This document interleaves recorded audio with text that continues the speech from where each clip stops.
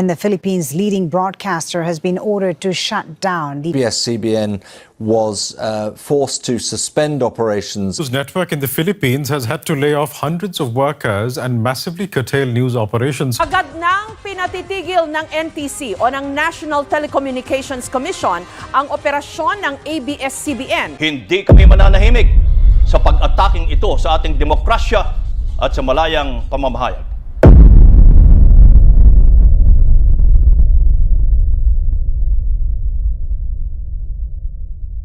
I remember the days when I was staying in the Philippines long time ago. Wife's family would gather in the living room to watch their favorite ABS CBN programs. That starts with the evening news. You have the likes of TV Patrol and Hoy Gising. Let's take a quick peek of the old news in the past. Magandang gabi bayan, narito ang ating mga nagbabagang balita.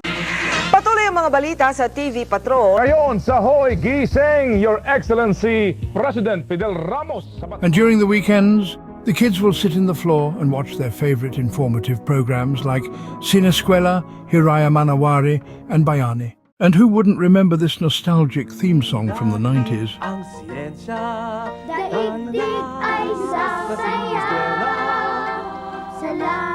These are just a few examples of how good ABS CBN was.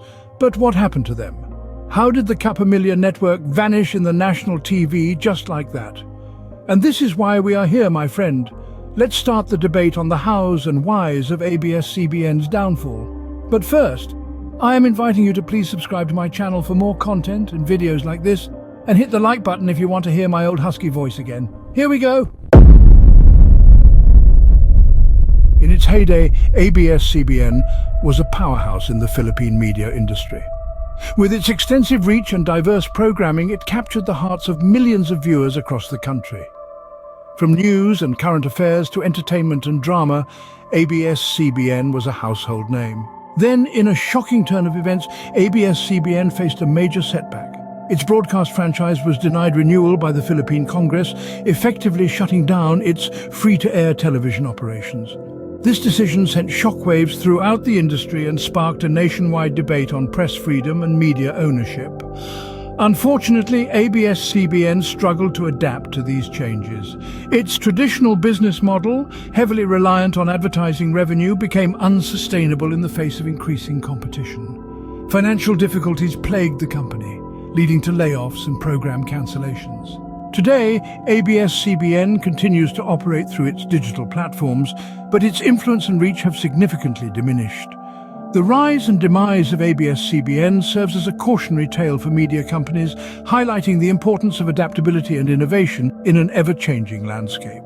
As we reflect on the journey of ABS CBN, let us remember the impact it had on Philippine television and the countless memories it created for viewers. Proclamation number 1081, placing the entire Philippines under martial law. Corazon Juanco Aquino. Do solemnly swear. Do solemnly swear. Ang aking mga tungkulin bilang Pangulo ng Republika ng Pilipinas. I am sorry. So help me God.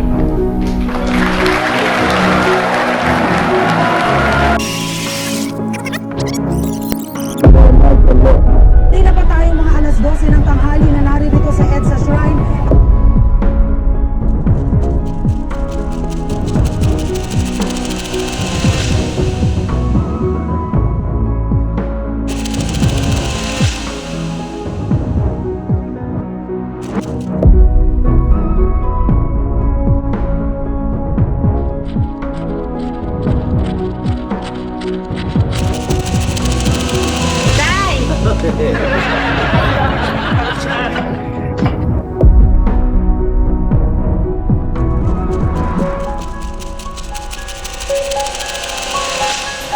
Marunong ako nun dahil nag-aaral ako sa Switzerland.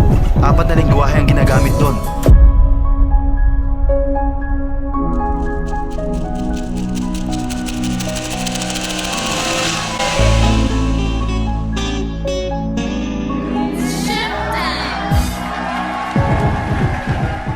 Nostalgic, wasn't it? I myself had a bit of wistful smile when I was making these clips. But what was the root cause of this tragedy of 11,017 pool of workers? What was the main reason of the non-renewal of the franchise that caused the shutdown?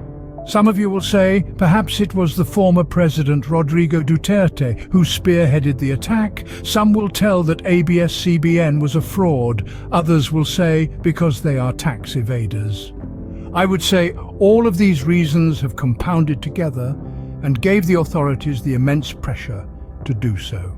It wasn't a secret that the former president had a bit of bitterness, displeasure and dissatisfaction against the network.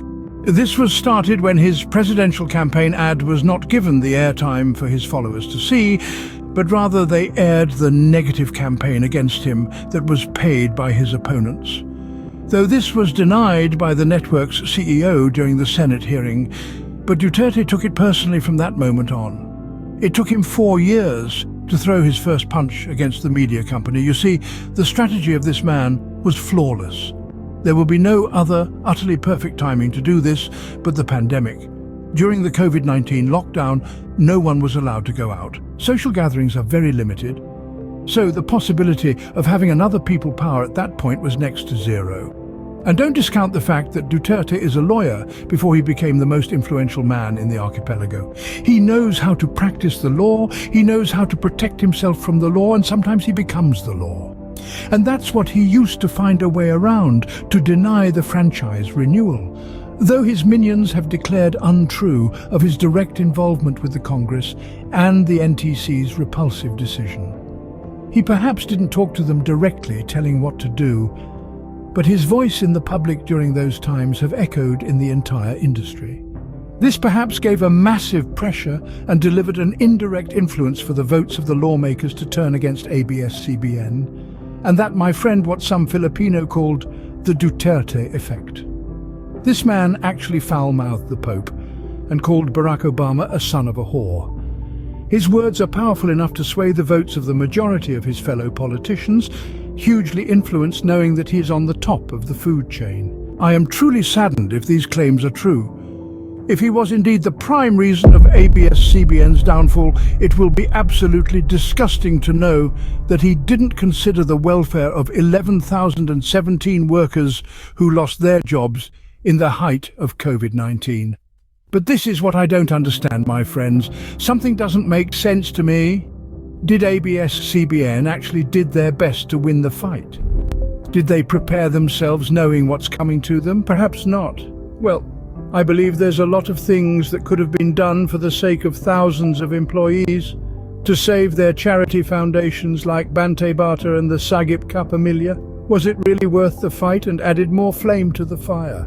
Or they could have extinguished it and waited another 2 years for the reigning chief of state to be replaced. I don't think it wasn't. Even the last ace card they've pulled, I didn't think that was necessary. This was the use of freedom of speech. But was this really a suppression? Was Duterte actually killing the press freedom in the Philippines? I don't think so. Let's have a look on the Freedom of Speech Index in Southeast Asia. According to the Asian Post by Reporters Without Borders, on that year 2020 from the World Press Freedom Index, the Philippines ranked higher amongst its neighboring countries like Singapore, Thailand, Brunei, Cambodia, Vietnam, Myanmar and Laos PDR. So the so-called freedom of speech in the Philippines is not too bad. Even if one giant network is shutting down, that will not suppress and stop the press freedom in the country. You have GMA Network, TV5 Network, and a lot of online-based news network like CNN and Rappler. Was this necessary? Maybe. Because they were cornered and lethally wounded by the old man. It was a desperate move not only from the higher-ups, but also from its employees who were about to lose their jobs, which was really understandable at a certain level. But the support from the public wasn't enough to sway the boat. They had their own street protests. Some of the talents went on and expressed their feelings, but they couldn't do enough. Let's have a look at this young man who was furious during the protest. He was basically saying that the fight isn't over, we will fight until the end. Di tayo susuko, lalaban tayo. Hindi dito magtatapos to. Pity, wasn't it? I'd probably done the same if it's my job at stake. But this is the thing, my friends, the fight was over before it even started. The most influential man in the country was coming with his giant wrecking ball at full speed, backed up by the law and the Constitution. I mean, there's nothing could stop that. In other words, if you want to start a fight against a titan, against Thanos, you would prepare yourself, you'd prepare an army. You'd gather all your best of the best warriors and make sure you will win the fight. Or, if there is too much at stake, if you're not willing to bet the lives of thousands, perhaps millions of Filipinos and families, then maybe they could have used the old-school Filipino way of courting. The man is old enough perhaps to show his soft spot for the sake of the employees and the millions of viewers of the network. Conceivably, ABS CBN is still with us up to this day forward. He actually showed his mercy at some point, but it was too late. The Congress have made their decision to decline the franchise renewal of the Kapamilya network. ABS CBN could have avoided this from happening. They relied heavily to the fact that they are big enough to be shut down by one man. But this man has outsmarted them, bamboozled them, and defeated them flat in the ground. No one ever imagined that such a fate would befall a mass media giant like ABS CBN. Likewise, no one expected that members of Congress, who are generally perceived by many to be susceptible and predisposed to enticements and favors from the wealthy and powerful, would stand up against the affluent Lopez family.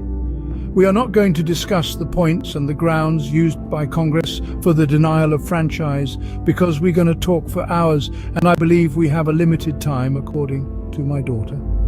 Instead, I'm going to paste the link down below and have a look, have a read, so you can make your own views about this issue. So what about you, my friends? What was your stand and views about the ABS CBN shutdown? And tell me, what is the program or personality that you missed a lot from Channel 2? Thank you so much for tuning in, my friends. My favorite personality. You'll see him in the slide. Hanggang sa muli po, Sir Nebaron. Always remember, kung walang knowledge, walang power. Bye-bye! This is ABS CBN Corporation, Channel 2, in the service of the Filipino. Now signing off.